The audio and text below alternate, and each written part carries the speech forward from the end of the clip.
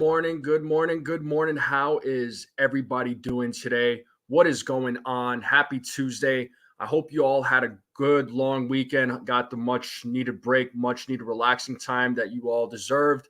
How's everybody doing this morning? Happy Tuesday. It is May 28th, and I will be interviewing former Major League Baseball player Juan Rincon. As soon as he shows up backstage, I will invite him up. But I want to say what's up to everybody in the chat. Shout out to the chat. Make sure you all hit that like button, hit that subscribe button. Share this out with anybody you know. Any support you give to this channel is greatly appreciated. I'm excited for today. So give me one moment here. Let me just...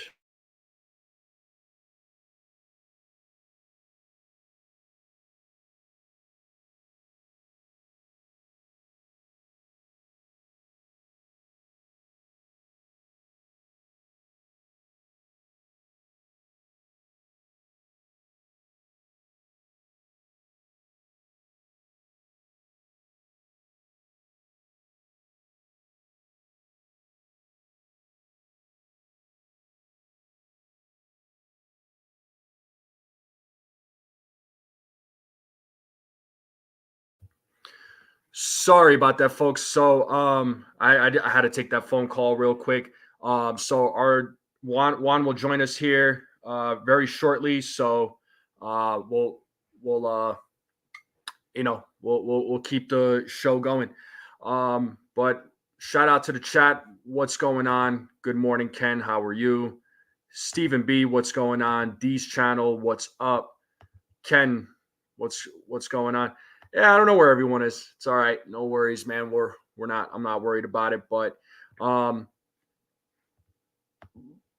what's going on? But also I wanted to thank everybody for subscribing to this channel. I just hit 600 subscribers. So thank you all so much.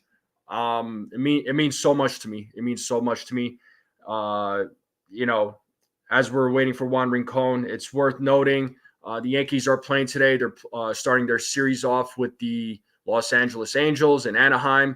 So they'll be they have a 3-game set there. So they are. It is worth noting that DJ LeMahieu is going to be back in the lineup. So I'm looking forward to that, and I know I'm looking forward to it. So, and I see Lou is in the channel. What's up, Lou? D's channel. DJ will probably be, if I had to guess, he'll probably be like 6th or 7th, maybe 8th in the lineup. We'll see what happens. Nosebleed section, what is going on? Joe, thank you so much. Thank you so much. Yeah, it's amazing. Thank you so much. And Nitin Ramachandra, what is going on, my friend? Good morning to you guys. Please send your prayers and your thoughts to Nitin and his family. He lost his grandfather yesterday. So Nitin, our thoughts, our condolences are with you and the family. My condolences to you, my friend. Please reach out if you need to talk about anything, man. Don't feel like you have to hold anything in.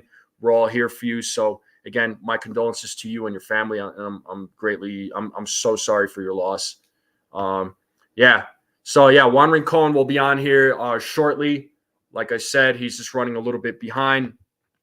But while we're waiting, how are we feeling about the Yankees? They're 19 games over 500. DJ LeMahieu's coming back today. Also, Ian Hamilton should be back as well. So we're getting a couple of reinforcements. So, and pretty soon we'll see Garrett Cole as well. Garrett Cole will also be making his comeback here soon, right? He's going to have to make his rehab starts and make sure he's good to go. But yeah, I'm excited. I'm excited. I'm excited. Slowly but surely, players are coming back. I'm happy that Volpe's still going to be leading off. That they're not going to take him off the leadoff spot. So that's going to be that's good. Anthony Volpe's been on a roll. His batting average has been pretty decent. I believe he's hitting like 282 right now. So He has adapted to the leadoff spot, so I'm excited for him. I appreciate you. Thank you, Nosebleed section. Thank you so much. Yeah, 600 subscribers. It's it's quite an accomplishment. I'm very happy, and I have all of you to thank for it. So I appreciate you all subscribing and giving me the support. It does really mean a lot. It does. So I love doing this stuff. I love interacting with all of you. I never would have thought I would have been doing something like this. Heck, I never would have thought I'd be interviewing former players. Like this is awesome. I've interviewed a couple of former players, and this is another one. And I got a bunch lined up this week, folks. So stay tuned. It's gonna be a fun one this week.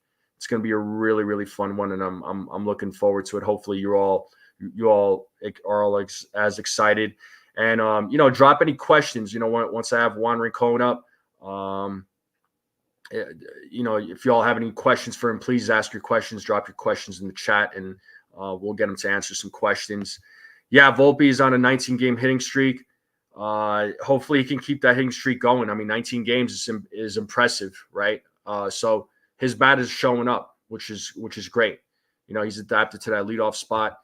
What's up, Javier? Yeah, Angel Hernandez is finally gone. I put out a short yesterday about that. I'm pretty sure that put a smile on a lot of fans' faces. So, yeah, no more Angel Hernandez. So that's got to make the baseball world happy. And I'm sure a lot of fans are happy. I'm sure a lot of players and managers are probably happy. I mean, it is what it is. Look, I don't wish any ill will on him, but I felt like it was just his time to go. There was just a lot of ridiculous calls being made, but it's not just him. There's a few other umpires that make ridiculous calls or make some terrible calls and throwing out the wrong people. I don't know. These umpires, some of them, they're just all over the place, and it's frustrating to see. And no, I almost want to ask Juan Rincon what he thinks of the of Angel Hernandez retiring and how he felt about these umpires. It'd be good to get his perspective on it. So he played for several different teams, but like I said, we'll talk to him when he comes up. So he'll be, like I said, he should be up here shortly. We're still waiting here, but let me know real quick in the chat while we're waiting how everybody's how everybody's weekend went. How was everybody's weekend? Did you all have a good, relaxing weekend? Did you all do anything fun? Let me know in the chat. Dev Finch, what's going on, Dev? How you doing? What is going on? And Ken, my guy, thank you so much for the $5 super chat. Thank you so much. Yeah, thank you. You're one of 600 subscribers, so thank you so much. And I'm going to continue kicking rocks, believe me, man. And I'm going to tell everybody else to kick rocks too. But thank you so much for the super chat. Greatly appreciate it. Thank you for the $5 super chat. Shout out to my guy, Ken, who always keeps it 100. So thank you so much. You had a good weekend. Cool, bud. Cool. So glad you had a good weekend. I'm sure he has. Angel Hernandez he's been an umpire. He's been in the game for a long time. So, yeah, he's been in the game for a while. So, I like to get, maybe we'll ask Juan Rincon what he thought about the umpires or what he particularly thought with Angel Hernandez. So, it'll be fun, but let me get this water real quick. I don't know what the weather is like in everybody else's area. In my area, it's a little, starting to get warm, starting to get a little hot. So, summertime, it's unofficially summer. So, the weather is a little warmer. So make sure you all are hydrating, drinking plenty of water, making sure you guys are staying healthy. Real important, right? Real important, especially water. So make sure you all are getting plenty of it. So, I know, man. It's crazy. So, give you a little story. I I started this channel December 2nd, 2023, and I decided, you know what, I'm going to go for it. And since then it has just grown, and here we are just a little over 5 months. I'm at, 600 subscribers, and it's just so wild to me. So wild to me. I like didn't think I was going to be at 600 subscribers by now. I'll be honest with you. It's not because it's not because of like, oh, well, how could I get, that'll never happen. I knew it would happen at some point, but for it to happen in just a little over 5 months, it like I'm blown away. Like it's a blessing to me. And, I, again, thank everybody for subscribing and tuning in. It means a lot to me, you guys. Like I'm a little overwhelmed. I'm not gonna lie. Like when I hit 500, I was like, whoa. I'm at 600 now, and I'm still like blown away. Like I'm still surprised. So, oh my goodness, you guys can tell. Like I'm like at a loss here. Like not a loss, but I'm just like speechless. Like I don't even know what to say. Oh man. Oh, December 2nd is your wife's birthday? Oh, wow. Okay. Huh. So it was a celebration. It was a celebration of your wife's birthday. It was a celebration of me starting my channel. Good times, man. Good times. Oh, thank you, Dev. Thank you. You're the man. You're the man. Talk about it on Jason's channel. Subscribe. Yeah, D's channel. I mean, yeah, it just I remember I talked about it. And what's funny was that December of 2022, I was like writing it down on a piece of paper. I was writing down like starting my own channel, what I wanted to do. I had these ideas in my head, and I didn't commit to it at the time. And then a year later, I decided I was like, you know what, I'm going to start my own channel. Let's see where this goes. I mean, it was kind of a motivator, right? Because I was tuning into other people's show, chiming in the chats, getting involved in the chats, getting involved in other people's open panels. I got to co-host with Uncle Tats from the Pinstripe Chronicles podcast. He gave me an opportunity. And, I've teamed up with him and Mikey Mazza from 4Train Express. So, we've been working together for a little bit, even though we haven't done a show together for a little while just because of, with the conflict in schedules. But, I got my feet wet. And then, I was told that, hey, you should start your own channel. Like, you should do it. I don't know why you don't. So I'm like, you know what? I'm going to do this. I'm going to start my own channel, and let's see where it takes me. Let's see where it takes me. So, like I said, I'm at 600 subscribers. I would love to get to 700 now. I mean, that's the next goal. My ultimate goal is obviously 1,000. That's my big goal. Hopefully I can get to that 1,000 subscribers sooner rather than later. But, we'll see, right? We'll see. We're also, just got to stay patient. And I'll continue staying patient. I'll continue doing my thing here. So, and I, again, appreciate all of you coming through, or subscribing and giving me the support. It does mean a lot to me, and I'm going to keep saying that over and over again, because it's like, I really mean it. So, thank you all so much. But, we're still waiting for Juan Rincon. He'll be here shortly. He's just running a little bit behind, but no worries. We'll continue the conversation. So while we're waiting, I mean, what are we all thinking about the Yankees and the Angels series, right? Look, I think 2 out of 3 is realistic, right? A sweep should happen. I think a sweep should happen, but you never know. It's baseball. The Yankees could have swept the Padres over the weekend, but they still won 2 out of 3, like I thought they would. I thought they were gonna. I said they would win 2 out of 3, and they did. And I'll take 2 out of 3. I'll take 2 out of 3. I don't know if he's on Venezuelan time. I couldn't tell you, Ken. I have no idea. I couldn't even tell you what time it is in Venezuela.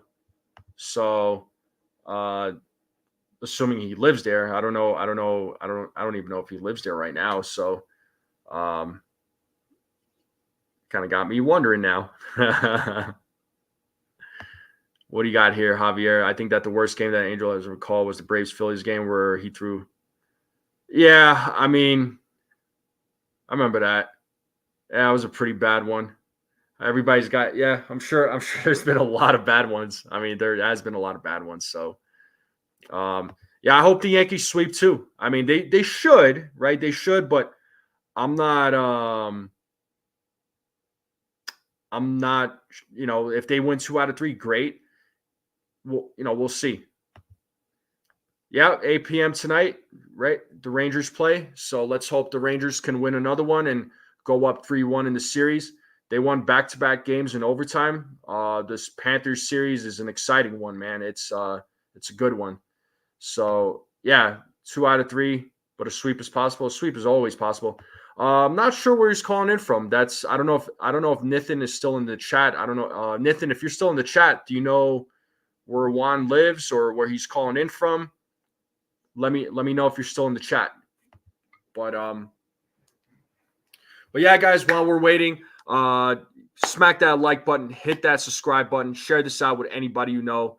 I would greatly appreciate it. Thank you for all your guys' support. Any support you give to this channel is greatly appreciated, and it means the world to me. So we'll just, like I said, we'll just keep the conversation going while we're waiting.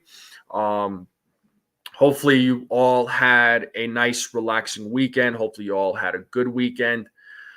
I know yesterday it was definitely a good weekend for me, or a good day for me. It was a much needed day off for me, technically, right? I was just relaxing myself, and was I went on a run yesterday. I did go on a run, just to kind of keep my body going. It was definitely necessary. So gotta keep in shape and stay healthy. I'm not a person that I could stay home, not a problem, but I have to kind of stay moving around and stay active. But I just went on a run yesterday. I didn't go train like I normally would. So it was for the most part, like I said, it was a nice, relaxing day. There was no Yankees game yesterday. So, I know some fans probably get bored when the Yankees aren't playing, but it's if they're not playing, I mean, you try to preoccupy yourself with something else, So again, they were off yesterday. They're going to play today. DJ LeMahieu is going to be back in the lineup. I'm excited for DJ to be coming back. It was a much needed reinforcement. Some fans may not agree, but I think he'll contribute. So I don't remember. Oh, okay, you don't remember where he lives? No worries, man. No worries. And yeah, that's fine. I get that. I mean, if he has noise around the house, he's got to move to a different location. I get it. Probably having something done to the house. That's all good, man. That's all good. No worries. Yeah, it was I know, not a whole lot of there was sports going on, right? But there was no New York sports. And yeah, only had WWE to watch. Yeah, so if you're a WWE fan, you probably tuned into Monday Night Raw. I haven't been really keeping up with the highlights. I've been somewhat keeping up with the news because some people I know are wrestling fans, so they kind of keep me in the loop. But as far as sports go, let's see.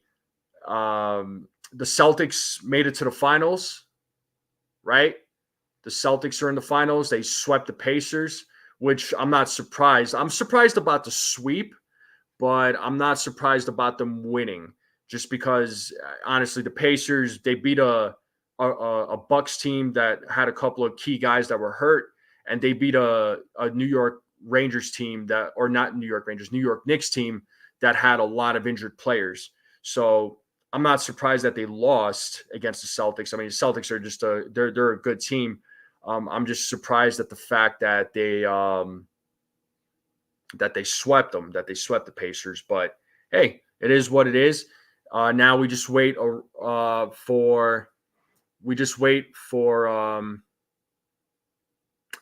the Mavericks and the Timberwolves. The Mavericks should win. I mean, they're up 3-0 in the series. I'm assuming they're going to sweep, but we'll see what happens. Yeah, the series will be Cortes's performance away from Yankee Stadium. Yeah, we'll see. I mean, he has to do a better job pitching away from Yankee Stadium. But we'll see. We'll see what happens. Yeah, no, I get it, man. I don't watch golf. I'm not much of a golf fan, but I give credit where credit is due to some of the players that played golf. Tennis,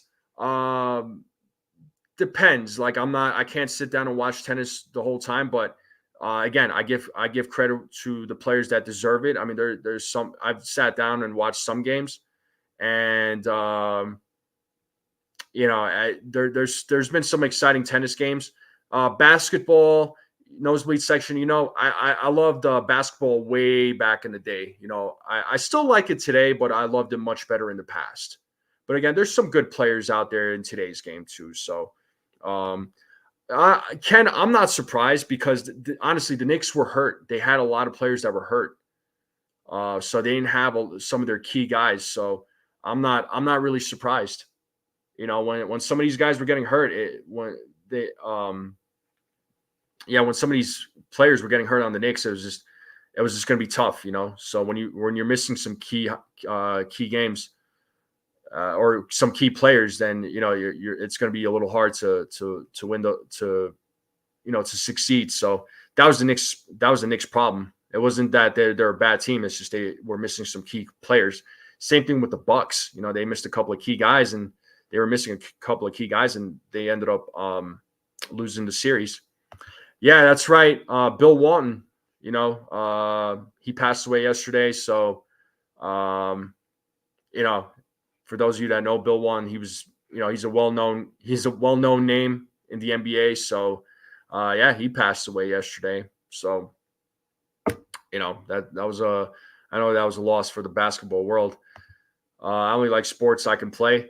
Yeah, I mean, my favorite sports is where I can, hit people legally, where I can, combat sports is my thing, man. I love combat sports. For those of you that don't know, I'm a big MMA fan. I'm a boxing fan. So I do enjoy those sports a lot.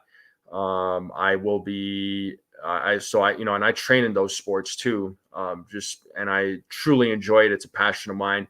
Also, if any, I don't know if I have any UFC fans in here, but there's a big UFC pay-per-view this upcoming Saturday. The main event's going to be awesome. I'm looking forward to that. But yeah, that's me as far as sports goes. And I do like baseball, clearly. I mean, I got my own channel here, so I do enjoy baseball quite a bit too. Yeah, I agree. You know what? College basketball is more exciting than the NBA.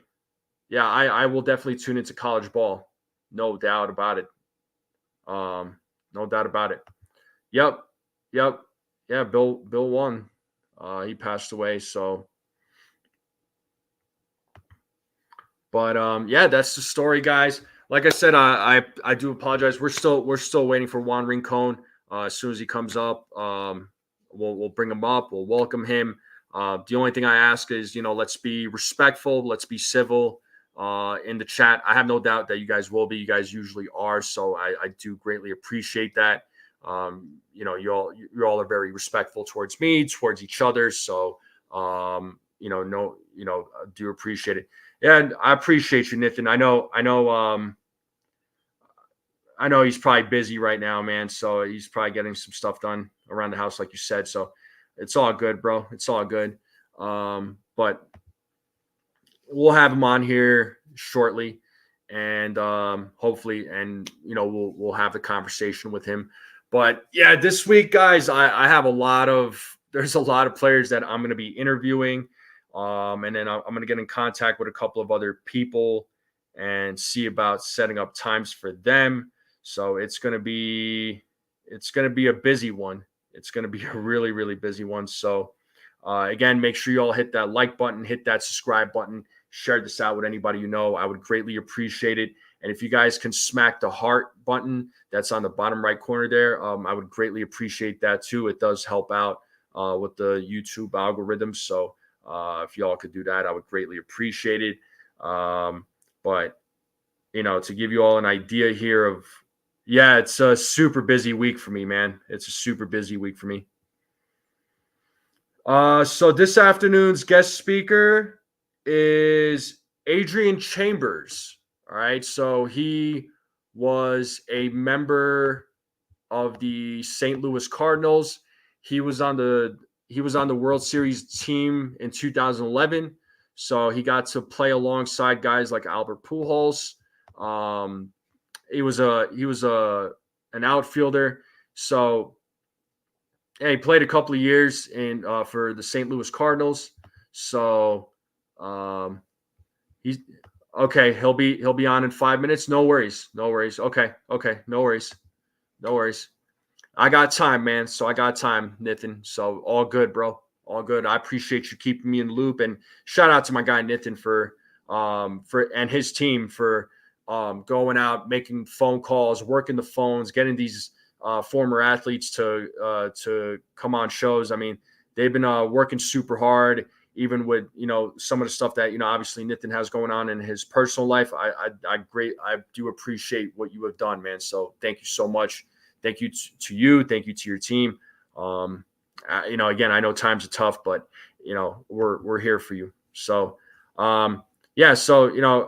Adrian Chambers, he played for the St. Louis Cardinals. He had a stint with the Houston Astros, the Blue Jays, the Cubs, the Phillies, and looks like he had some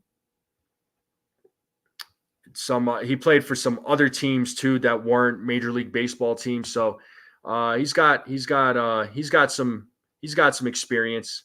But we'll be talking with him and just kind of getting to know who he is and what got him involved in the sport and whatnot. So it'll be interesting. It's always nice for these former players or current players to come on the show. And I have my special guest here. He's waiting in the back. You ready to go, man? Go ahead and give me a thumbs up. Already, sir. I'm going to bring you up here. Everybody, let me try to connect my my earbuds. No, you're good. You're good, Juan. You're good. Okay. Take your time, Sorry sir. about all this. Nah, it's okay. It's okay. You do what you got to do, man. Yeah, give me a second. You're good, brother. You're good. So I got Juan Rincon. He's just going to get adjusted here, and we'll talk to him. We'll talk to him. So excited to have him on. But it's all good. I'll just take a quick sip of my water here. Maybe it's not letting me use my earbuds. That's all right. Can you hear me? I could hear you. Can you hear me?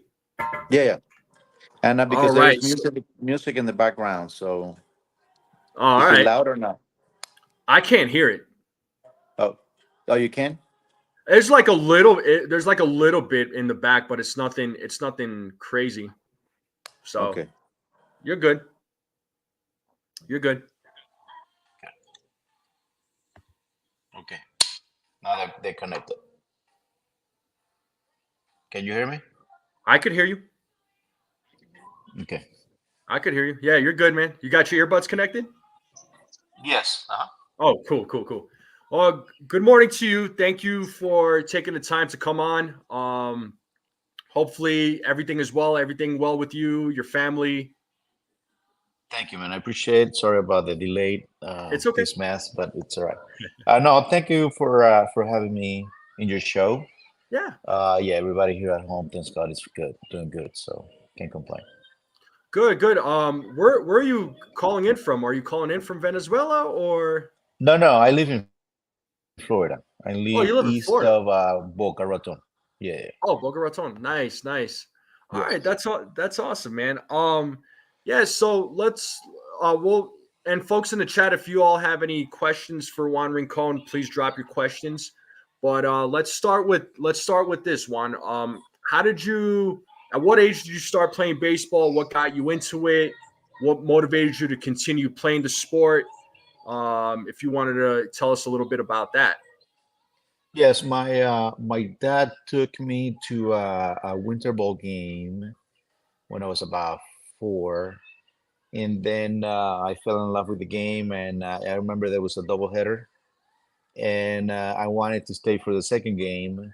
He obviously let me stay, and probably by the third, fourth inning, I asked him to go home.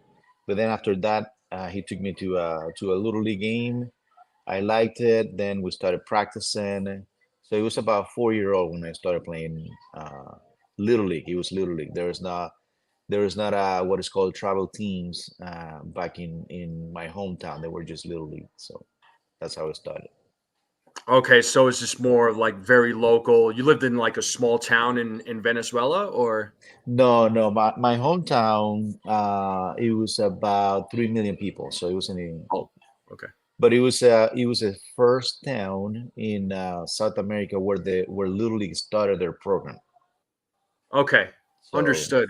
once Understood. once he was set here in the U.S., then he moved to Venezuela. And he was the first country outside the U.S. where Little League started. So Okay. And how many years did you play in how many years of baseball did you play in Venezuela?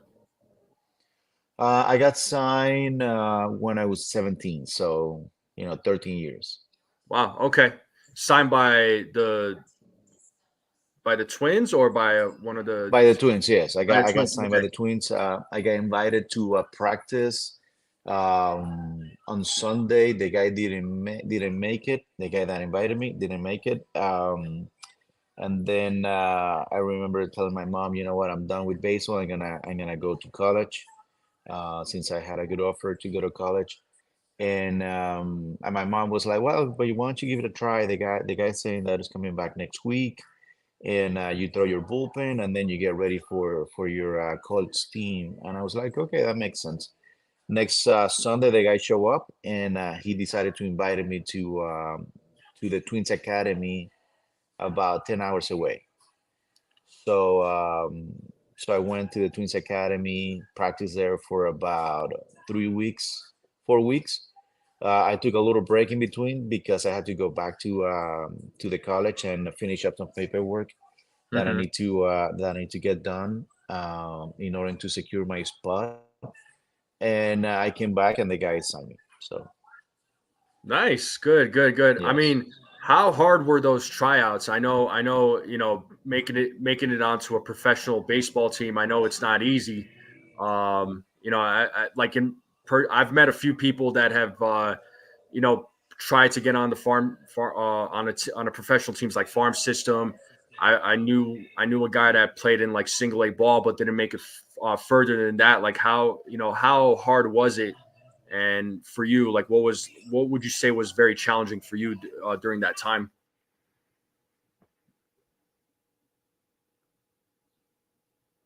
Might are you there, Juan? I might have lost you there. It's a connection problem, I think.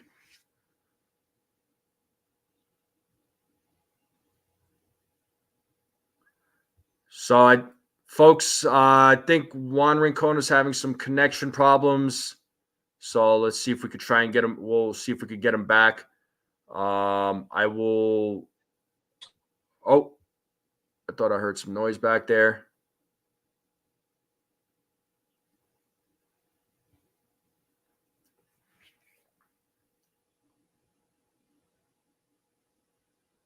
Here, let me.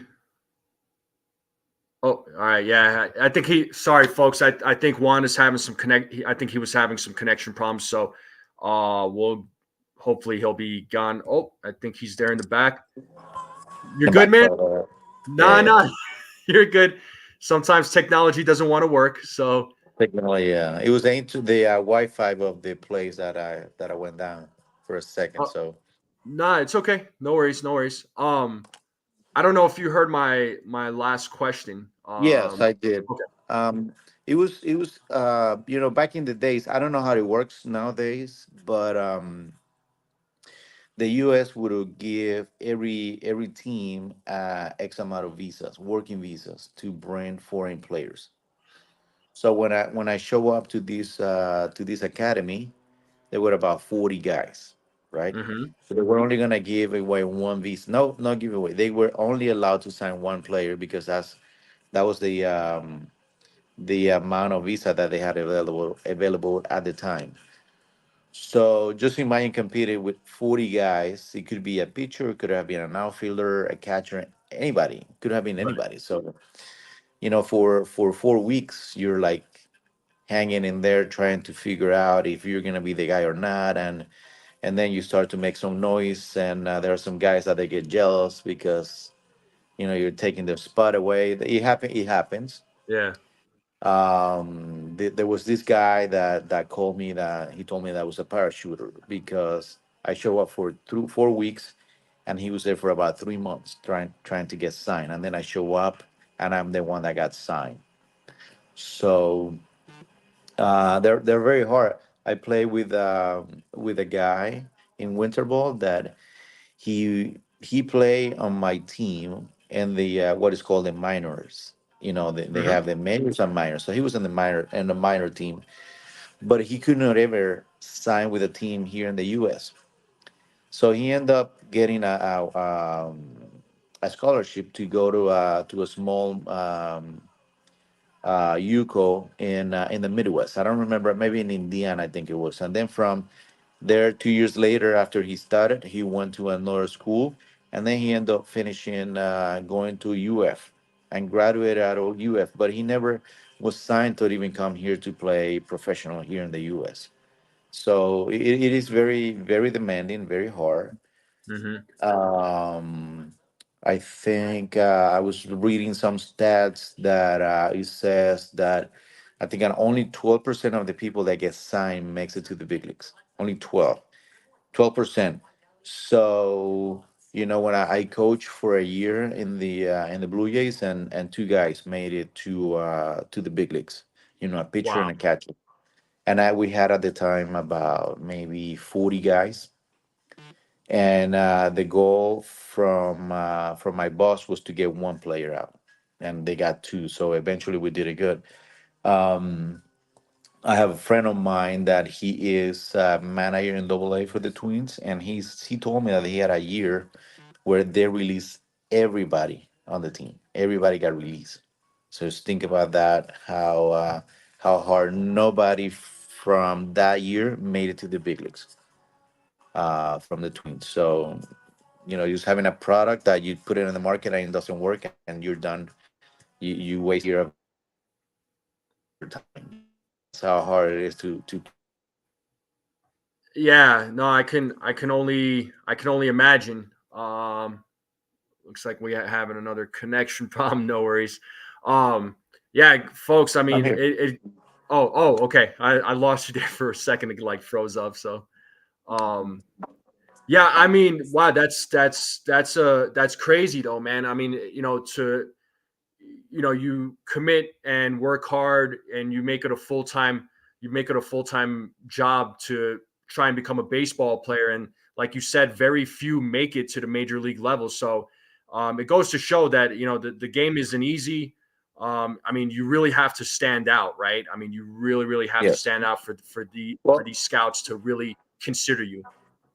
because and the you compete every single day with your own teammates and against the teams, and Yeah. also what goes behind the scenes, at home, and with your teammates, and I don't know that it's a very, very hard profession.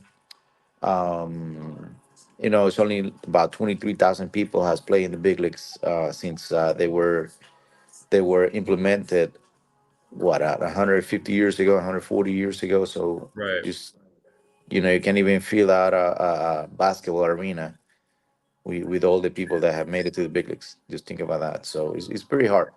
I'm happy that I was one of those. So Yeah, I mean that when you're one of the ones that got selected, I mean that's a blessing because like you said, you have to compete with so many other players, and they're trying to grab that spot. Everybody's trying to grab that spot, and you had one guy that was upset with you, right? Because they were there for 3 months, and here you are, you show up, and you like do better than he does, right? I mean, it says a lot, though. I mean, it says what that tells me is that you've been putting in the work. You don't the grind doesn't stop. You stayed consistent. You just have to work harder than everybody else. That's what it boils down to, right? Yes, and when I first got here, the scout that signed me, I'm 5'11", so the guy that signed me said, "I'm gonna take my gamble with you." There's another pitcher who's 6'2". So the scout was like, "I'm gonna take my gamble with you because I really like your arm action. I never hit 90 in my life, always 88, 89." So, Mm-hmm. but he said, "I really like your arm action and how you throw the ball and stuff." So when I first got here, my first spring training, his boss wanted to release me right out of the spring training, but because of my height. Uh-huh. So the guy was like, "Well, give him a shot, let him finish spring training to see what he can do. Because why are you gonna waste the visa that you already gave him and the money and all that kind of stuff?" So 3 weeks into spring training, the minor league pitching coordinator comes to me, a real good guy, Rick Knapp. That's he's coaching with Tampa Bay in the big leagues right now. Mm-hmm. He comes to me and said, "Hey Juan, you hit 93 today." I'm like, 93, whatever. I have never hit 90 in my life. How am I gonna go in 3 weeks?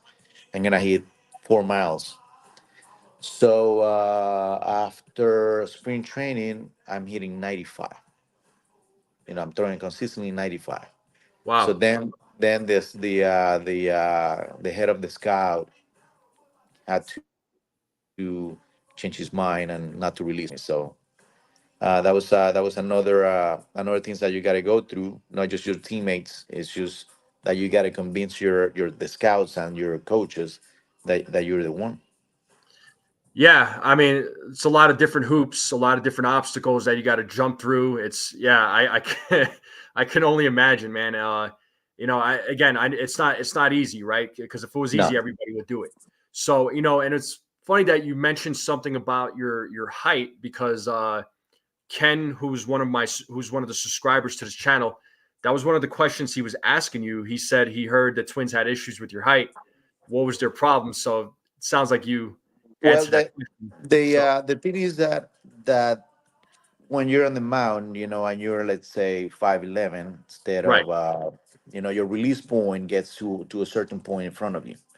But if you're like 6'5", then my release point is farther. It's closer to the batter, Mm-hmm. and it's harder to read because the arm angle is going to be taller than mine or higher than mine.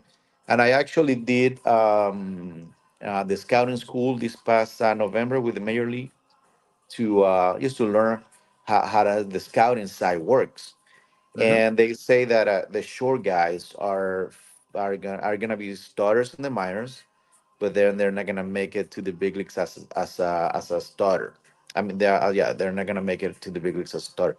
They're gonna be what is called failure starters. So it means that you're gonna go to the bullpen. You're gonna be a reliever. So Okay. why are you gonna sign a guy that is 5'11" when you can get a failure starter that is 6'4", 6'3", and move Mm-hmm. into the bullpen? But I was able to stand out back in the days. Not common like nowadays. These guys are throwing stupid hard, Yeah. and I was able to throw a lot of innings in the minors. So my third season, I was able to get the job done, or to have a good season in the Midwest, and they put me in as a prospect. And then in 2001, I went to Double A, and Baseball America put me top. I think it was top five starters in the league. So that really opened up a lot of our eyes in Minnesota, and they decided to give me a really good shot. But that's the height and the release point. It's closer to the batter when you're taller. But Mm-hmm. I tell you Yeah. this. I tell you this. Sure. In my first year, right, we Sure. had two two Australian pitchers, right? They were Mm-hmm. 6'6", Listen to this, 6'6", and they Yeah. were throwing 79, 80 miles an hour, while the Wow. 5'11" guy was throwing, 94, 95, sometimes Yeah. 96. So how can you say that is just high? I really don't believe it, but that's what they're go for. Listen, Johan Santana is the same high as me, 6'5", and he Yeah. could have won 3 Cy Youngs, Yeah. and And he could have, oh, go and he ahead. had Sorry. a Hall of Fame career, and he's 5'11". Yeah. So how can you? Absolutely. And I was going to say height. I don't think height matters. It's the skill set, right, of a player. So Any arm, player, yeah, any player at any height they can have the skills. You got to have the skills. So yeah, I mean, to me, whether you're shorter, taller, I mean, it's all about you as a person, what kind of skill set you have. I agree the with that. um 100%. the after they signed me, they started signing shorter pitchers in Minnesota, and they signed guys like Jesse Crane that had a real Mhm. great career, real good career in the big leagues. Pat Nishak, that is only, I think, he's 6 feet tall, and they had another Venezuelan lefty that he was a troublemaker, but he had a great, good arm. So it tells you that the height sometimes it doesn't matter. If you have the arm and you got the skill sets to pitch, why would you bother about the height? Yeah, I no. Again, you're 100% right. I mean, I don't I don't disagree with that because I've seen there's players out there that are short, but they have the skill set to play the game, and they play it much better than folks that are taller.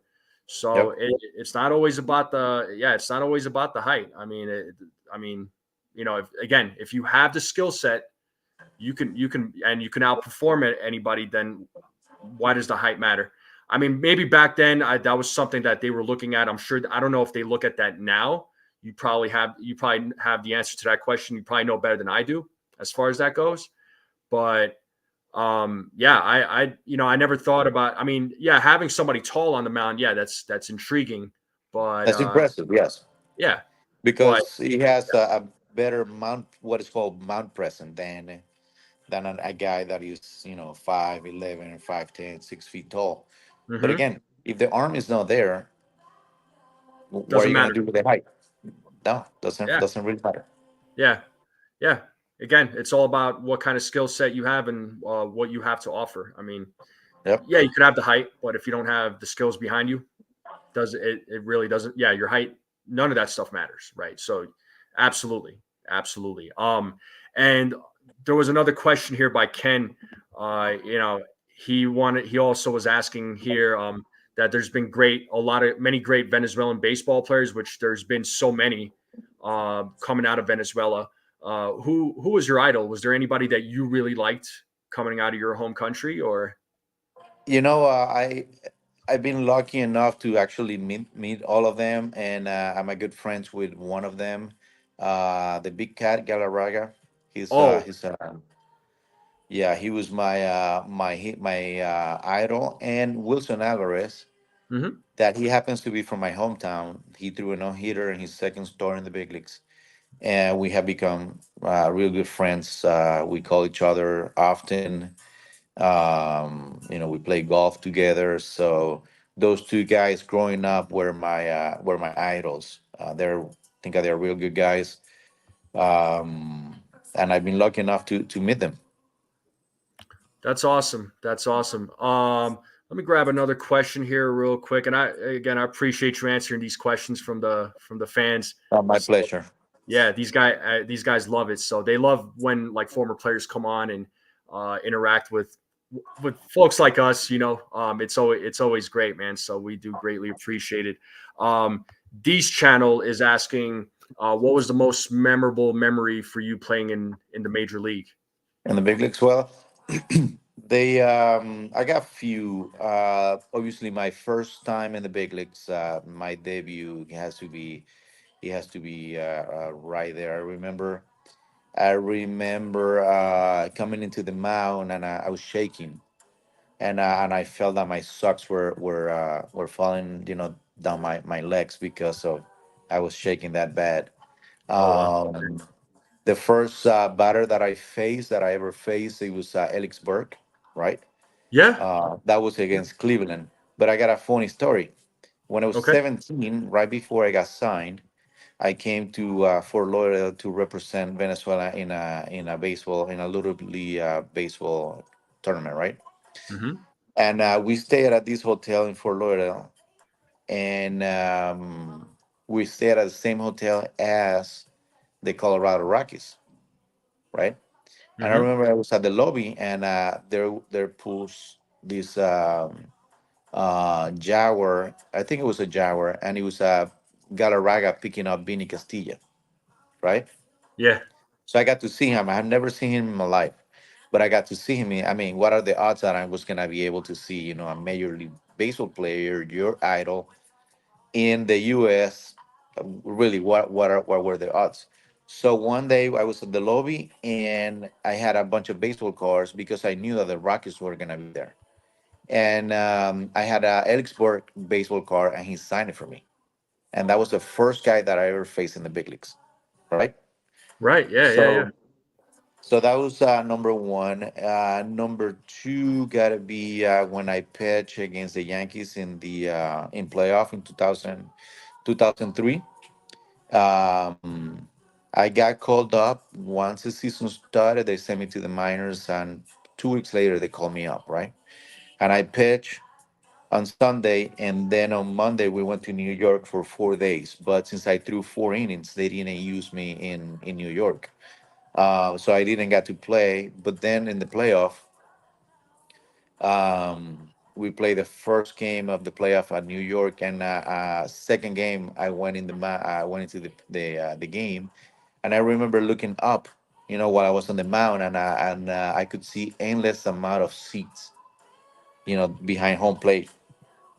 And I remember looking all the way up, and I was like, wow, I'm pitching here where they say that the house that Babe Ruth built, Mm-hmm. and it was definitely, I was like, wow, I play here. I remember thinking about him, Marius, even Jeter that was in that team. I was like, wow, I'm pitching here in the playoff at Yankee Stadium. And the other one was, there was a game against the White Sox. We had to sweep the White Sox, um, in order to clinch. We Mm-hmm. were like 10 games out, but if we swept them at the time, we were gonna clinch automatic. So I got to pitch in all 3 games. In the first game, they brought me in because I had too many days off, and they brought me in. I faced this lefty. This lefty hits a homer of me, right? Yeah. Well, not a big deal. We were up by like 5, 6 runs. It didn't really matter. The next day, in the seventh inning, they brought me in, bases loaded, no out, the tie run at third base, and they pinch hit the same lefty that hit a homer of me the night before to face Mm-hmm. me with the bases loaded, no outs, the time run at third base. So I ended up striking him out. Then I struck out the other guy, and then the other guy hits a fly ball. So nothing happened. That was I ended up throwing 2 innings, and then we ended up clinching. No, we didn't clinch that day. We clinched the next day, and the manager called the bullpen, and he said, "Hey, if I was ready to pitch," because he wanted me to be the guy on the mound while we clinch. So that was I got some more, but those are probably my top 3, 4 that I remember. That's awesome. Nah, that's great. And real quick, Joel, thank you so much, sir, for the $10 super chat. It's greatly appreciated. Thank you so much. I got to ask you about Yankee Stadium because I'll say this out loud. I'm a Yankees fan. So, what was it like pitching in the Bronx back then? Um, were I you went to nervous at the all, or no, not really. I okay? went to the old new stadium, to the old new Yankee Stadium. Mm-hmm. I mean, to the new Yankee Stadium, and I was actually able to compare the two of them. But I think that obviously the old Yankee Stadium was, it was a museum. I don't know why they knock it down, but even though that it's better, it has better features, the scoreboard and all that. The old Yankee Stadium was the old Yankee Stadium. When you go to Europe, you don't knock down, Camp Nou in Barcelona. It's been there for 100 years, gonna be there for another 100 years. It's just the way it is. But the atmosphere in New York was something else, man. I remember warming up in New York that night, and I had a bunch of Navy guys, with the uniforms, right by the bullpen, and they were making fun of us, and they were actually very cool. Okay. But it's like every time we threw the ball, they would make noises, and when the catcher threw the ball back, they would make more noises. And you got into it with them, and they were actually very funny to interact with, even though they were making fun of us. Yeah. So, Yeah. but no, Yankee Stadium was something else, man. You could tell the atmosphere when we got in there, in the batting practice. The home team hits first, and then when we start hitting, the visiting team starts hitting on the field. That's when they open the doors for the fans to come in. And back then, there was a big rivalry between the Twins and the Yankees, so we draw a lot of people. And man, that was something else. Yankee Stadium, it was compared to nothing, in my opinion. Boston was good though, but I think the Yankees had it. No doubt, man. I've been to the old stadium and I've been to the new one, and I agree with you 100%. The old stadium it was something else. It was just something else. There was just a lot of history there, and yeah, I'm I not have a surprised with. tell you this. Yeah, go ahead. So one day, right? It was a day off. I don't remember if it was a day off, All Star break. I don't remember, whatever. But I flew from Minnesota to where I used to live at, down closer to Miami, to be with my family and stuff. So on my way up to New York, I ran into this magazine, and they were advertising that they were selling Yankee Stadium seats, like the actual seat. Yeah, right. Yes, yes. So I think the company's out of business. Stetner Sports, something like that. They had a huge deal with the Yankees. So I grabbed the magazine, and when I got to the clubhouse, we were playing New York. I flew from here to New York to after the break, and I asked the clubhouse guy, "Hey, what's the deal with these seats? Are they for real?" And he goes, "Yes." And actually, Mariano Rivera, I'm gonna be signing, and Jeter, I'm gonna be signing the seats if you want to pay Oh, for it. So I ended up yeah. buying two seats. They're actually next to each other, of course, and one signed by Jeter and one signed by Mariano. And they're in my office at home. I'm in the clubhouse, so. But yeah, that's probably my biggest memorabilia stuff that I have. A pair of old Yankee Stadium seats, signed by Jeter and signed by Mariano. Oh wow, that's awesome. And those were two players right there that I grew up watching playing. So uh, yeah, that I'm sure. Yeah, hold on to those, man. Those are. Those two guys are very, very humble. Somebody asked me while I was playing, who did I look after? I said, well, if you want to know how do you should represent your team while you're on the field. Don't look any further than Mariano and Jeter. And we were playing against each other. It was not like I was already done. I was actually in the big leagues at the time. So because those guys, they carry themselves the right way, Bernie Williams and Posada, those four guys, they really play the game the right way. They represent the team, the jersey, and they respected everybody. Yeah, they celebrated, but they never tried to make a fool of the guy that was on the mound, or the guy that just got struck out. They went about their business, and that was it.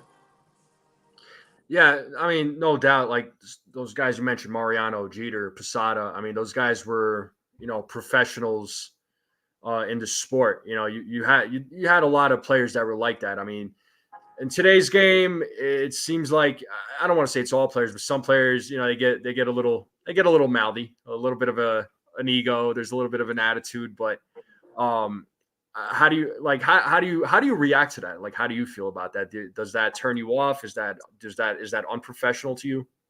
Well, I played in a different era where you do something stupid while you hit it and you were gonna get hit.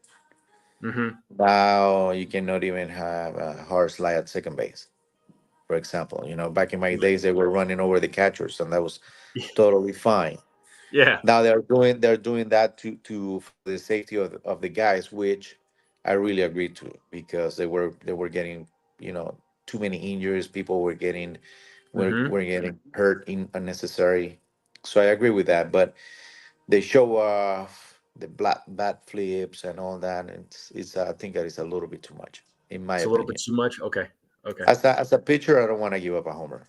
I don't want to Yeah. let my team down by give, and then on top of that, you're gonna bat flip, in front of her. I definitely would want to hit somebody if that would have happened. So it's a little bit too much. I understand. No, I get that. I get that.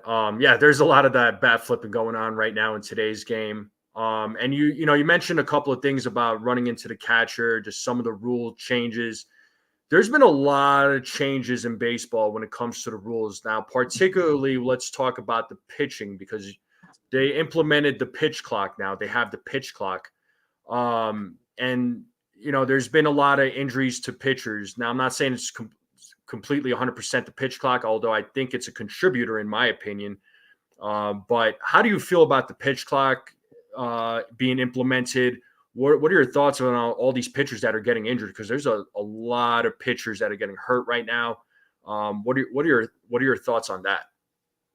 I don't think that the pitch clock has to do everything. It could help. Don't get me wrong. Sure. There were some guys that we used to call them the human rain delay because they would take forever to throw a ball. But I don't think that has to do everything with the way that they're, by then getting hurt because there's a lot of people getting hurt nowadays.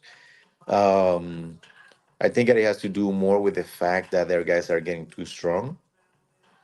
They're throwing the ball too hard to the point where it's not sustainable for their arms, Mm-hmm. for their muscles, their ligaments. I don't think that you can prepare your body to throw that hard. They're getting stronger, but they last less in their careers. They last less in the game. So I think that it has to do the being hurt. I think that it has to do more with their training nowadays. Back in the days, it was more, oh, your pitcher go run.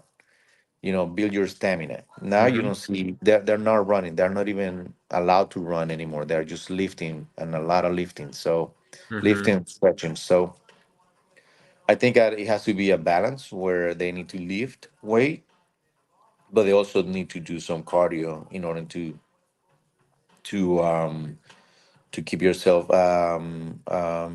loose.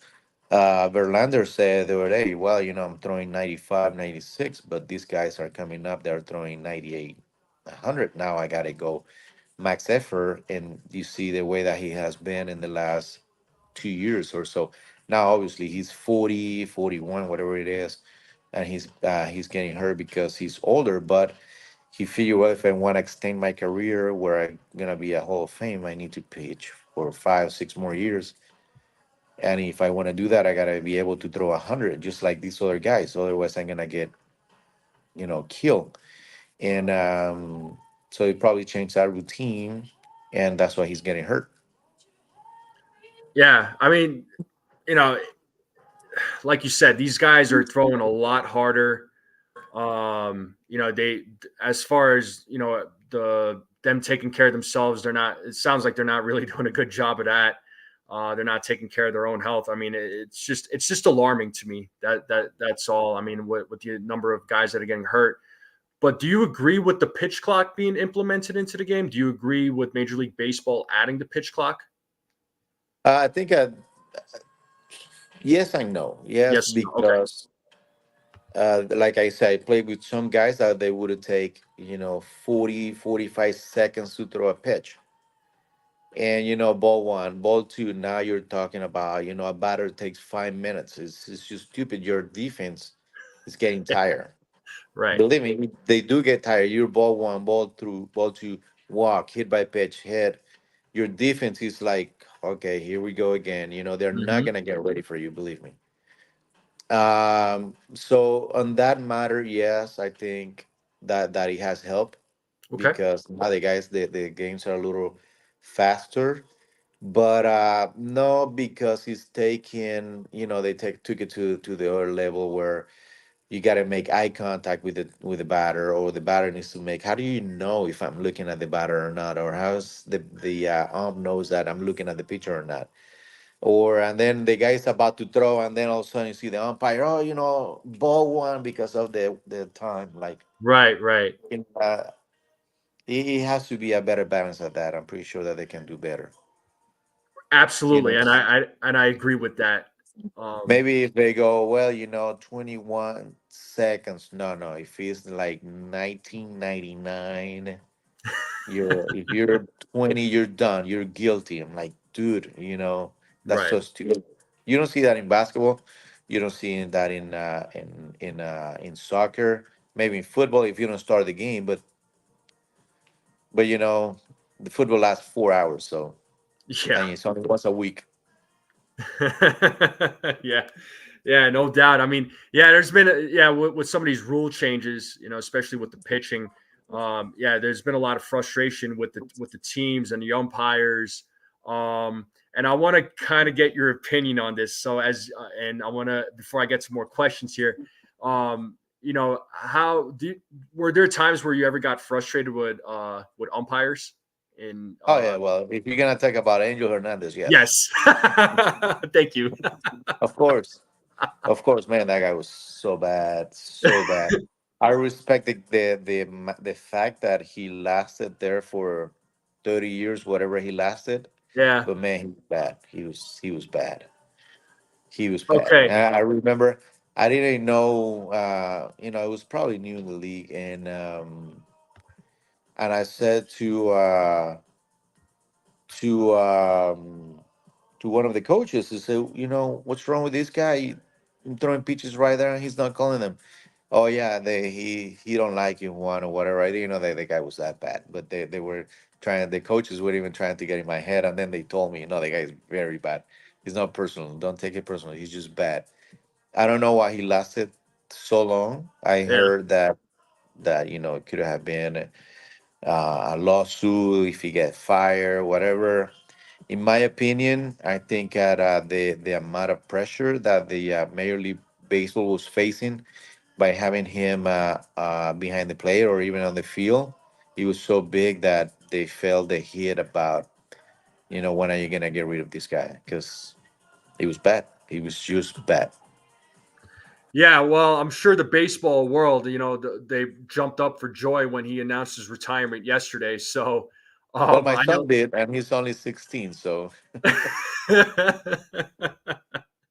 I mean, he's one name that a lot of us fans we cannot stand him. He's made a lot of bad calls, and you know look, I'm not. I don't wish any ill will on him. I don't wish anything bad on him. Hopefully, he still does well in life after he's done retired. I'm sure he'll be fine.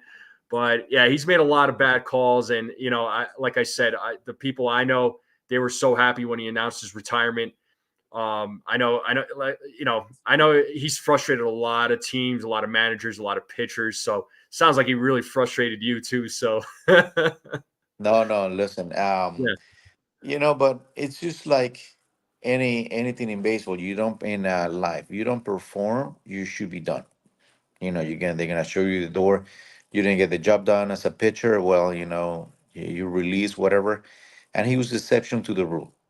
right, He was proven, and when they started keeping track of the pitches, that the percentage of pitches that they were getting right and wrong, he was probably the worst umpire every single year. Yeah, So I yeah. don't know how was he able to hold on to that job for so long. I mean, my only guess is that the guy was liked by other umpires. He might have been liked by other people in Major League Baseball. I mean, that would be my only guess as to why he was I in the don't know. majors for so long. But I don't know, believe me, because he had, I've been, my last year was 2010, and he was already having problems with people then. So yeah, I don't know how can somebody can hold on to a position that important as a major league umpire being that bad. your guess is just as good as mine, man. We have asked that question for many, many years. We always wondered, how did he last so long? I guess we'll never know. Maybe he'll come out with a book talking about it, or somebody else will come out with Probably, right? a Yeah, I book. would I would have loved to at least read it, or somebody tells me, well, you should go to this page, this chapter, and read what he says. No doubt, man. No doubt. Well, let me grab a couple of other questions here, Juan. Again, appreciate you taking the time to come on and That chat was with my us. It pleasure. does mean to me. And if you need to, let me know about your time. I want to be respectful of your time too. No, So no, we're good. We're good. awesome, awesome. Yeah, just let me know. But Javier Velez here is asking you. He says, "My question for Mr. Rincon: during your 8 seasons with the Twins, who was your favorite teammate on the team?" And I know you've played with some great players on that team. So, who was your favorite teammate? I think of the Twins, we were that good, not because of the talent that we had in the clubhouse or on the field. It was because of the quality people that we had in the clubhouse. It was such a great atmosphere, clubhouse environment. I played for other teams, and they were never that close. Believe me. Yeah, I actually still friends with some of them, but every year that somebody would come in, everybody would make sure that he was well taken care of. You need to do this. Somebody would take that new guy under their wing. I played with guys like Santana, great guy, Makewicz, Radke, yep. Christian Guzman, Torrey Hunter, great guys. But I gotta say, my two favorites, I didn't play with them that much, but one is actually I'm coaching right now. His son, his name is Henry Blanco. That was a catcher in Hmm. 2004, Hmm. and the other guy was Rondell White, the outfielder, left fielder. Yeah, I remember Rondo White. That there are very few teammates like him. He's a great dude. I mean, I play with a bunch of great guys, but he Hmm. is such a nice guy, man. Unbelievable, unbelievable guy. So um, I think that those two could be my two favorite guys, and then the guys that I name you, they're tied at third place. I got you. All right. And did you also played with David Ortiz, right? Too, right? I played with David, yes, in What 2002. what was he was? Did you like having him as a teammate? Oh yeah, of course. He Yeah, was in yeah, a, he was in a, he called everybody Papi. So when he of went to course. Boston, they call him Big Papi. That's where he gets a nickname from. But the guy was just a character. He was tried to keep everybody loose. He would make up jokes. He said, "Hey Juan, sit down here. I got a joke for you." And then he would not even know how to finish the joke. So you're looking at him like, really, dude? I mean, joke, Juan. You get the joke. Great guy, man. Great guy. Even when he went to Boston, he never forgot, his teammates, the former teammates in Minnesota. Yeah, great guy. I just can't emphasize enough how good of a teammate he was. I think I had a little bit of a bad luck with the Twins. I don't know his numbers, but I know that he had real good numbers. But every time that the other team would have bring a lefty, maybe in the sixth inning, they would have pinch hit for him. Yeah, So yeah. and he still had like what, like 20 homers in 300 something at bats. So I think that he didn't have the opportunity that he deserved in Minnesota, but I'm happy to see that he got it at Boston, though. Yeah, he had a lot of success with the Red Sox. There's no doubt about that, especially with him playing alongside Manny Yeah, Ramirez. So during those years, yeah, Boston. There's no denying. I mean, they definitely had a great team. So yeah, those are some great years for them. Right now, not so much, but hey, not so much. you know, Yes, yeah.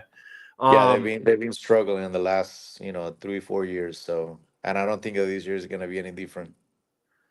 yeah, I mean, probably not. Yeah, it's probably going to be another down year for them. Yeah. I don't know what the future holds for him. I couldn't tell you, but I guess we'll find out soon enough. But you still keep up with the Minnesota Twins, like you still follow them because you spent the majority of your career with them. I know you also played for what used to be the Indians. It's now the Guardians. You played for the Yeah. Tigers. You played a little bit for the Rockies. So I'm sure Yes, I you. do. Every year I do Twins fantasy camp at the beginning of the year, Oh, cool. and I get invited to go to Minnesota for the inductions of certain players. Like I went to Minnesota when Santana got inducted, and then I went when I don't remember who got inducted, and I ended up going to the ceremony. This year I got invited to go to the induction of Terry Ryan. That was my GM when I played there since I'm minors all the way to the big leagues. And the former pitching coach, LA pitching coach, bullpen pitching coach that we had, Rick Stelmasek. He died of Hmm. cancer for a few years ago. So they're gonna be inducted. So they invited me. I still don't know if I'm gonna be able to make it, but yeah, I keep in touch with them. I don't know the front office as I used to know the guys, Terry, Bill, all those guys. I think the guy that was standing there, just got fired or let go last season. But I don't think that I play with anybody that is in the front office right now. Yeah, yeah, no doubt. I mean, I'm sure there's been a lot of changes since the time you left the Twins to where it is now. So sounds like you had a very good experience with the Minnesota Twins when you played for them, and it seemed like they were a good organization, and you liked your teammates. I mean, sound like the culture there was really good. Yes, they were obviously my favorite team because all the memories that I have built with them, or that I built with them. I played there for 12 years. They were the team that signed me, that gave me the only team that gave me an opportunity to play baseball. Hmm. So I made it. Not just that, I made it all the way to the big leagues with them. My best years of my career were there. So I have a lot of string attached to Minnesota. Yeah, yeah, that makes total sense. I mean, you spent the majority of your career there, so it makes perfect sense. Another question here for you there, Juan, is Sean Browning is asking Mr. Rincon, what was your favorite part of playing in the majors? Man, they treat you like rock stars. They do everything for you. When, for example, you go on the road, right? The day Hmm. before you go on the road, you're playing at home. For example, just to put it like that. And when the game is over, your bag is already packed. You don't have to do anything. They clean your shoes for you. They put it back bag. They carry your bags. You don't see your suitcase until you get to the hotel. Until you get to your room, they deliver that to your room. You fly in a private jet everywhere that you go to. It's allowed to go into that plane, but the players and the coaches.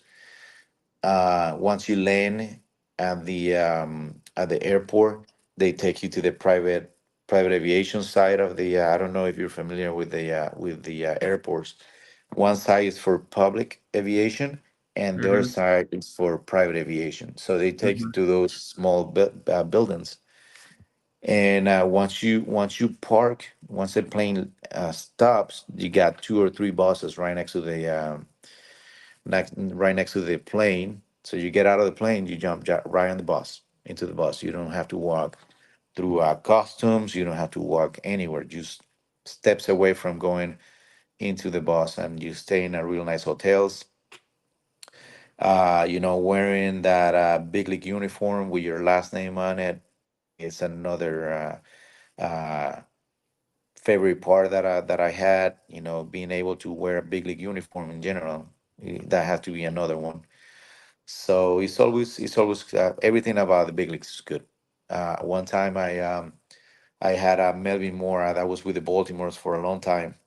He was in Colorado, and he said, "Melvin, do you like it here?" And he goes, "I like anything that has a big league uniform." So Yeah. everything about the big leagues is surreal. It's so good. That's why it's the big leagues, because not too many, not everybody can make it there. So they treat you like rock stars. Yeah, I can imagine. I mean, again, it's kind of what we talked about at the beginning of the show. You have to work extremely hard. I mean, I can't even imagine the amount of work that you have to put in to even make it to that level. But and the percentage of players that make it is very small. So, Yeah. not again, it goes to show that there's levels to the sport, and it's not easy. It's not easy. I No. know some fans think it can be very critical at times, but the thing is, again, it's just we're looking at it from the outside, and we just truly don't know how hard it is to to make it to that level. But once you do, it's like, man, all the stuff that's being done for you. It's all paying off. All that hard work is now it's truly paying off. Uh, would you? Yes. Well, it's just to give you a little bit of like a perspective. Sure. When the season is over, a lot of the guys, they take about a month off.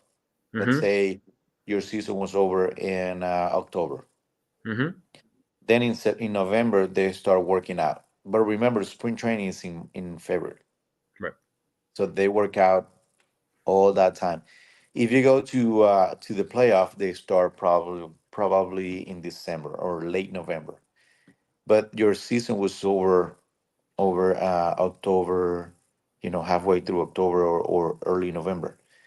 They take about 3, 4 weeks off, and then they start working in December. Let's say December 1st, and then they have to report to spring training in about halfway to February, and then the season is not over again until October, and they do it again all over again. Yeah. So they say, well, you got 6 months off. No, you don't have 6 months off, because the people don't count spring training. It's very hard.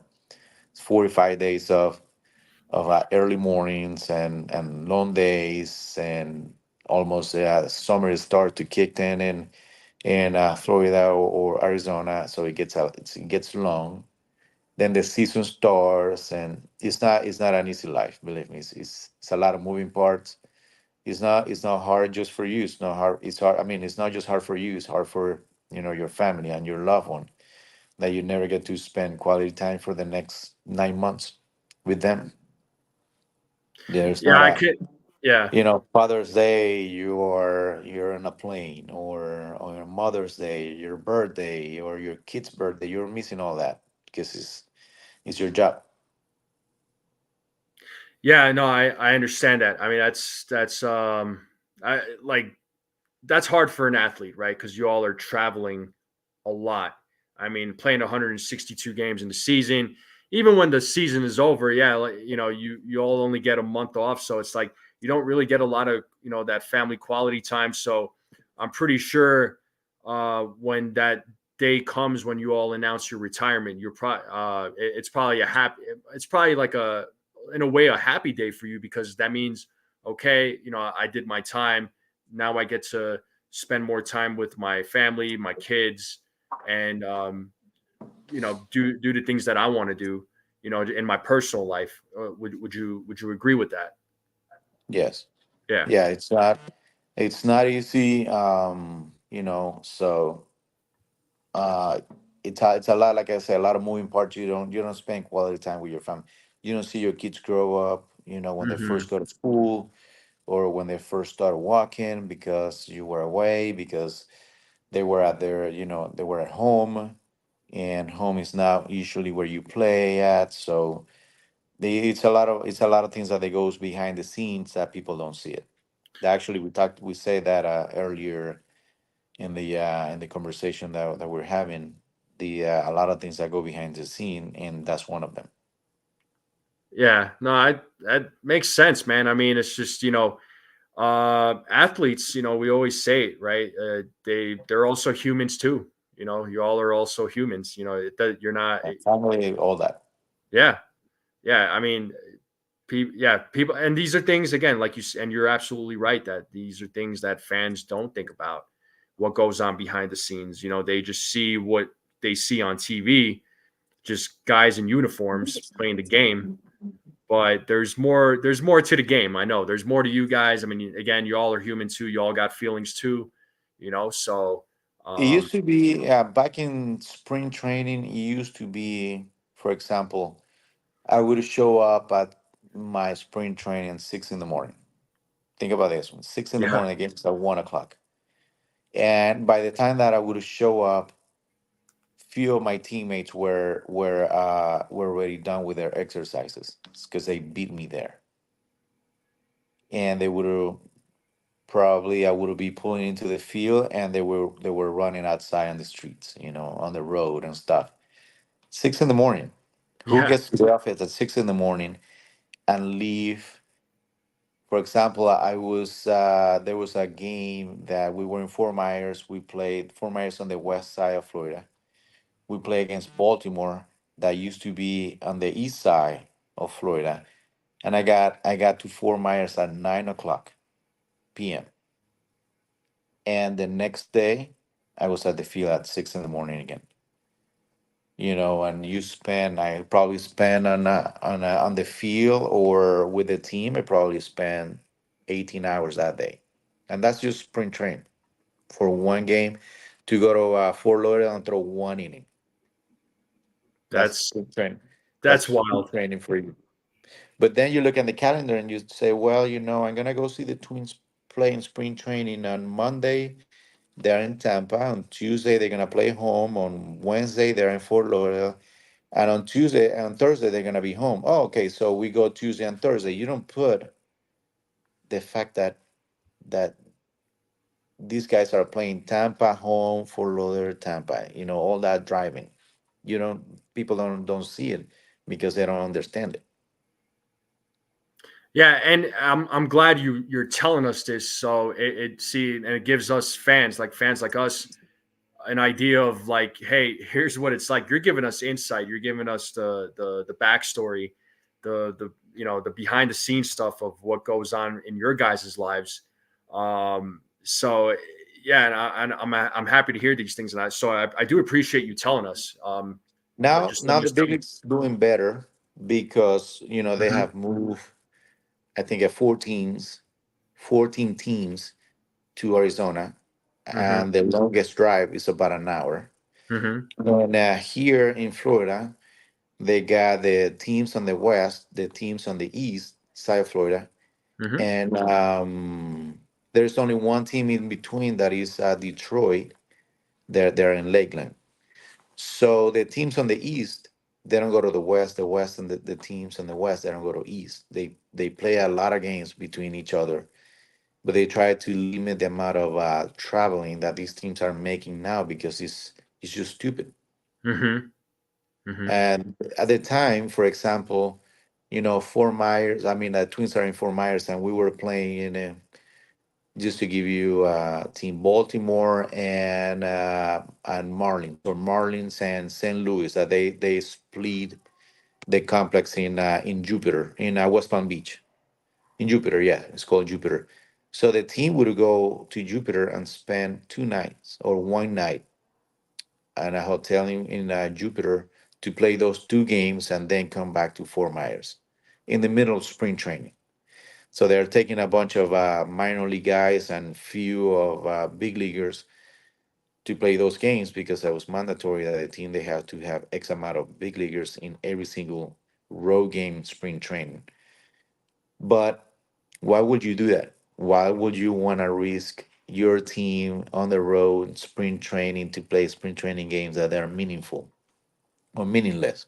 Hmm. Um, so now big leagues, what they have done that they have kept all the teams that are playing in the West, they play in the West. They play the teams that play in the East, they stay in the East. They don't travel around Florida like they used to do. And I think that's something good that they have done. Good. Yeah. No, I'm glad. I'm glad. Yeah. I mean, there's been some changes that Major League Baseball has done that's been good. So that's good to And hear. You know. the other one, Yeah. for example, that is good that they have done good is that unfortunately, they dissolve a lot of minor league teams, right? I think it Hmm. was 100 something teams that they got, that they dissolved the lower levels. But in the higher levels, when I was in AAA, for example, with the Twins, um, we were in Edmonton, Canada, the coldest place on earth, right? Hmm. So the guess who was the team that was in Calgary, about 2 hours away from Edmonton? Just give me an affiliation that was in Calgary. Man, that's a lot of teams. Well, Is I'll tell you. I'll make it Yeah. easier. Yeah. It was the Miami Marlins in You know, it Calgary. was funny. I was gonna say the Marlins. But think about this: Yeah. Calgary, they're on the west side, up north to Miami, and this is AAA. If you need somebody, where are you gonna pull that guy? But you need the guy from, let's say that your starting pitcher woke up sick and cannot make it to the game. Well, Hmm. you're gonna call the guy from AAA, but the guy from AAA is 7 hours away from your team. So now Hmm. that poor guy that is sitting in the cold weather in Calgary cannot make it to the big leagues because not gonna make it on time for the game. See what I'm saying? So now, Yes. what they did was, for example, in Minnesota, in St. Paul, there used to be an independent ball team. So they removed that independent ball affiliation and they made the AAA team from Minnesota is in St. Paul, which is 40 minutes away from Minneapolis. Right. It is so good for them that when the pitchers they need to throw their bullpens before between stars, they go to Minneapolis to throw them. So they can be analyzed by the cameras that they have around the field and see what they're doing. The pitchers, rotation, spin rate, arm action, everything. It can be seen by everybody in the affiliation in the system. I mean, throughout those cameras. So if they need somebody to store, it's gonna be there within 40 minutes. You see what I'm saying? So Yeah. you don't have to pay a ticket or anything like that. What about I was in AAA playing in Edmonton, but I play all the way down to New Orleans and all the way to Tucson, Arizona, and all the way to Tennessee. That was AAA back then. So how? Why are you making us play so far away from our affiliation teams? If we get called up, we're not gonna be able to make it. So our chances of making it to the big leagues were slim. So now what they have done is that they have put, the Arizona, for example, Arizona AAA team is in Arizona instead of being in Las Vegas. Makes sense. Yeah. Yes. Or, why the Marlins are in freaking Calgary, all the way west of Canada. Why? It don't make any. So now they have done good and they have moved all these double A's and triple A teams closer to their big league teams. So those guys are easier. They have easier access to make it to the big leagues if they get called up. Yeah, it makes sense. I mean, that part never made sense to me. Like, why professional teams, why their affiliates are playing like far away from where they are. Like that never made sense to me. I don't know why they did that, but I'm glad that they made those changes. In But Vegas, when I was there in Toronto, was in yeah, Vegas. then Cleveland was in Vegas, then the Mets were in Vegas. So Hmm. why all those northeast teams are in Vegas? 2-3 Yeah. times changes besides 6-hour fly. Hmm. Yeah. Yeah. So think about it.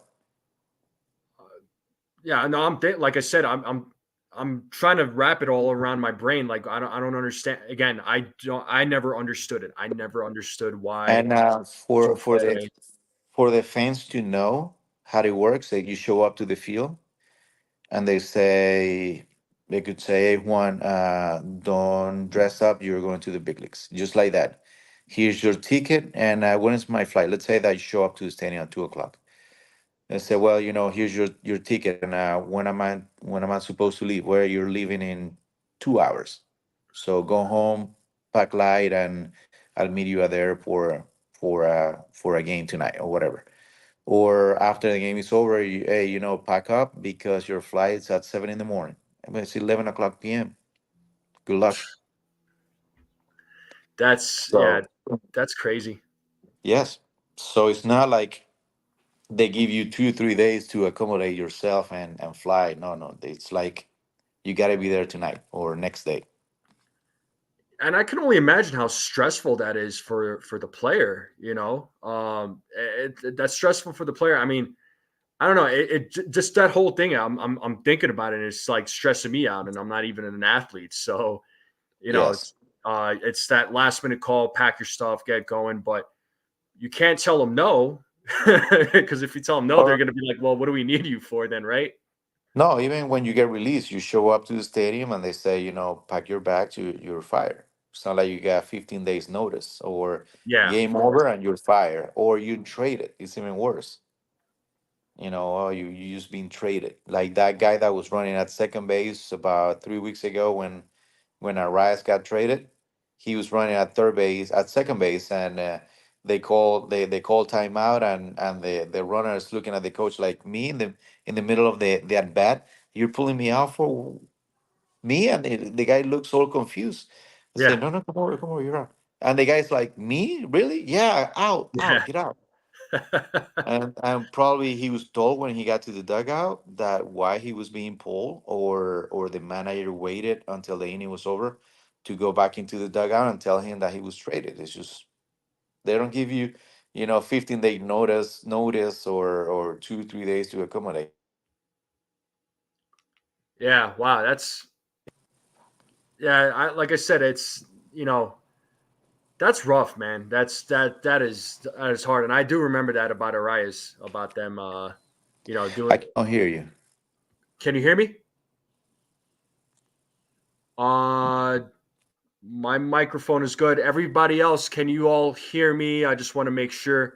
You might have to reset and come back. Hold on. Let me leave and then I come back because I cannot hear you. I cannot Okay. hear you at Okay. all. No worries. No worries. Sorry about that, folks. A little bit of technical difficulties, but yeah, guys. I mean, this is some great conversation, right? I mean, now we're getting a kind of a behind the scenes look with some of these athletes and what they go through. I mean, we truly don't know what they go through behind the scenes. And hold on, I think I got him. Are we good? Yeah. Are we good? Cool. I think there was just some technical difficulties there, Juan, but it's all good. It's all good. But yeah, no, that's like I was just telling the chat that it's we're getting kind of like a behind the scenes look, and we're learning so much about what goes on besides you guys playing the game and all the stuff that players have to go through. It's just it's I don't know, it's overwhelming to say the least. Yeah. So it's Yeah. very People have no idea what goes on behind the scenes. No yeah, idea. yeah. So a couple of other questions that I want to grab real quick, if you don't mind. There was one here that I wanted to grab here. This was from Pinstripe Chronicles podcast. He's asking, was there a player you wanted to face that you never got the chance? Um, I'd say Pujols was a guy that I never got to face. But I faced guys like Fran Thomas, Ricky Mm-hmm. Henderson, Barry Bonds. I faced Jeter, Manny, David. Who else was Vlad Guerrero? I faced Ichiro. I faced him a bunch of times, but I never got to face Pujols. That was one. Yeah, I'm sure that would have been a lot of fun Yeah, to because fit. he was in St. Louis. He was in the National League. I was in the American League. Yeah. Back then, there were not that many interleague games as they're playing nowadays. So that was the player that I never got to face. Okay. Okay. Albert Pujols and All right. No, that's a good one. Albert Pujols was definitely an amazing bat. He was probably one of the Yes. best bats to ever play the game. So, Yeah. um, and then you brought up an interesting thing in the conversation. You were talking about players who were traded or were DFA'd. Um, Javier Velez was asking this question here. He's saying when you got DFA'd by the Twins for rejecting their offer, he's asking what was your reason behind that. Well, there was not an offer. Okay. It was. I remember when I said that you miss your kids' birthdays and stuff. I was in Cleveland, and it was my kid's first birthday, my first kid. Mm-hmm. It was his first birthday, and they were saying, "Oh, you might get designated that day." They're talking about somebody else. So I went into the office and I talked to Gardenhire, and I said, "Listen, if you guys are gonna designate me, I've been here long enough. Could you please tell me in the morning so I can fly over to Miami to be with my kid for his first birthday?" And yeah, sure. You know what time? I said the only time that I can fly out of here is at 3 o'clock p.m. That's it. The time they leave the plane leaves, and you should know by then if you're gonna designate me or not. So by 5 o'clock, they told me at 5 o'clock. So I missed everything. Mm-hmm. I'm gonna make it home for my kid's first birthday, but they wanted me. They I asked them. You know what they're doing? What they did with Jose Abreu? That they sent him to rookie ball, right, from the big leagues. He Mm-hmm. was just here in Houston, in West Palm Beach, working on his mental part and working with his hitting coach. So I offer the Twins. I said, put him in the DL, right? It's called Phantom DL. You're not hurt. You're not really hurt. You just put in the DL. So send me to rookie ball so I can work with this guy Rick Knapp that I mentioned him early in the conversation. Mm-hmm. So I can work with him in the mental part, my mechanics, and the Twins say no. I want you to go to AAA and be starter. Now at the time, I haven't started a game in probably 6 years. So for me, going AAA to start didn't make any sense for my career. So there was never an offer. Uh, they told me what to do. I counter offer that. Let me go to Fort Myers. It was gonna be the same thing. I said if you don't need me in 2 3 weeks, you release me. But they say no. Go to you. We're not gonna send. Sorry, we're not gonna send you to rookie ball. You're gonna it's AAA or nothing. And since I had more than I think it was 4 years in the big leagues, I could reject what is called the designated for assignment. I Mm-hmm. rejected, and in that way they had to pay me, even though that I was not with the Twins. But I had that option. I think it's 6 years since I had more than 6 years in the big leagues. I could reject the assignment, what is called assignment, and they knew it. They knew that I was gonna reject the assignment. So it was a good time to part ways with them, or to part ways with me, however you wanna phrase it. Sure. No, I got you, man. I got you. Yeah, that was a question that was asked by Javier. So I was just curious about that, but I got you, man. Yeah. Anything else you wanted to talk about, or No, I um, think it has been a real interesting morning conversation. Sorry about all these glitch, but no, it's okay. It I had fun time talking about what it's like to be a major league player, or what it's like to play there. All the scenarios and the fun parks that I visit. So it was good. I had a good time. Good, good. I'm glad, man. I always want to make it. I want to make it a fun conversation. I want it to be, I never want it to be like a boring conversation. I want it to like just let it flow. Again, it's great to have like former players come on a show and talk about their experience as a player and just talk about their own personal lives and what their personal lives are like. So, I appreciate you taking the time out of your day to come on and talk to us. I mean, it means a lot. It really does. So it tells us that you care. I appreciate it, and thanks for the opportunity. Again, I have fun talking about baseball. It's just baseball, and so it's in my DNA. So I can talk baseball all day. Absolutely, there, Juan. Absolutely. But I would love to have you on again. We can maybe set something up again at some point in the future. Yeah, just reach out and I make myself available. Yes, sir. Yes, sir. We will. But everybody in the chat, let's thank Juan Rincon for coming on and talking to us today. I'm sorry I couldn't get to all the questions, but we had a lot of great conversation though. So just got some good info, some good insight from Juan. Thank you for coming on, sir. Thank you, man. My pleasure. Thanks for everybody that was watching. I really had a good time. Yeah, thank you so much, sir. And we'll do this again sometime. And you have a great rest of your day, and good luck in your future. So thank you, man. So appreciate much. It. You too. Yep. You too. All right. Thank you very much. Yes, sir. Bye-bye. Have a good day. You too. Thank you. Well, that was Juan Rincon, folks. Thank you all for tuning in. I'm sorry I couldn't get to all the questions. There was some great questions that were asked. So it was great for him to come on and give us an insight as to his experience in the game and giving us his side of the story. Thank you all for tuning in. I am going to have another one this afternoon. It'll be with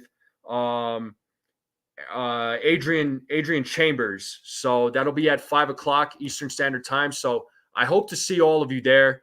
Again, I'll try and grab as many questions as I possibly can and go from there. But thank you all for tuning in. You guys are amazing. You guys are the best. Thank you all for the questions. Thank you all for the conversations.